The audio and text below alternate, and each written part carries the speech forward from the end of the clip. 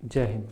Cigarette और गुटखा दो ऐसी चीज़ें हैं जिनका दौड़ में नेगेटिव इफेक्ट पड़ता है। अब सिगरेट गुटखा की अगर हम बात करते हैं तो सिर्फ दौड़ में ही इनका रोल नहीं है, तुम जनरल जो तुम्हारी लाइफ स्टाइल है उसमें भी बड़ी दिक्कतें दे देता है ये। तो हम यहाँ पे सिर्फ ये बात नहीं करेंगे कि दौड़ में क्या दिक्कत दे रहा है, हम जनरल बात करेंगे।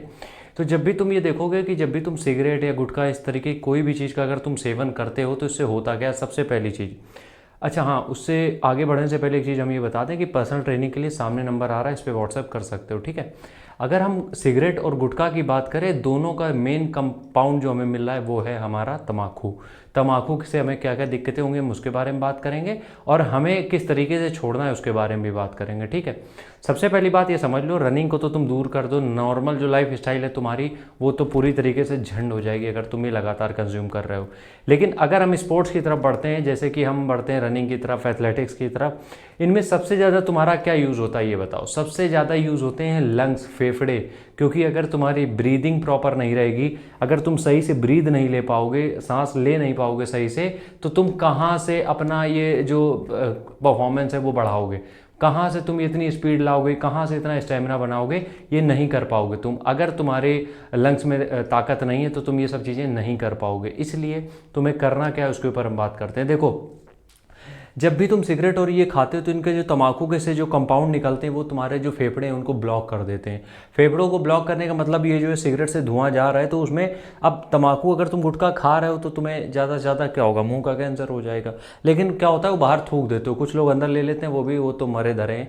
लेकिन जब तुम सिगरेट पी रहे हो, जब सिगरेट पी रहे हो उसका धुआं तुम्हारे फेफड़ों में जा रहा है, मतलब कि वो जो तम्बाकू है, समझ के देखो, तुम तम्बाकू के ऊपर भी फिर भी लेयर होती है, लेकिन जब तुम सिगरेट पीते हो तम्बाकू के ऊपर की जो लेयर होती है वो पूरी चीज़ें एब्जॉर्ब करके जो भी तम्बाकू का रस होता है वो तुम्हारे अंदर डायरेक्ट तुम्हारे फेफड़े में पहुंचा रही है। एक बार ये खुद से दिमाग लगा के देखो कि ये जो तम्बाकू है, अभी तो खाते थे हम, थूक देते थे फ्लेवर लेके, और सिगरेट से क्या हो रहा है, वो पूरी चीज़ें, एक चीज़ ये समझ लो क्या होता है, जब तुम सिगरेट जलाते हो वो जलती है ना, तो जलने के बाद उससे धुआं निकलता है। इसका मतलब क्या है, अगर तुम मान लो, हम तुम्हें अगर बताएं, अगर एक टायर जलता है, ठीक है, मान के चलो एक टायर जल रहा है, अब टायर से जो धुआं निकलता है उसकी गंध कैसी होती है, रबड़ की तरीके होती है, जो भी मटेरियल उसमें यूज़ होता है। इसका मतलब जो तुम सिगरेट पी रहे हो, जो उसका धुआं तुम्हारे अंदर जा रहा है, वो मटेरियल उसमें क्या है, उसमें वही जो तुम्हारे अंदर, वो जो सिगरेट के अंदर सामग्री भरी है उसी का रस तो है जो तुम्हारे अंदर बॉडी में जा रहा है।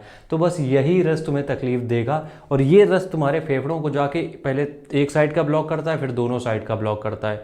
इसीलिए फिर उससे टीबी शुरू हो जाता है, फिर उससे फेफड़े का वो पानी भरने लगता है, लंग्स में बहुत सारी चीज़ें हो जाती हैं।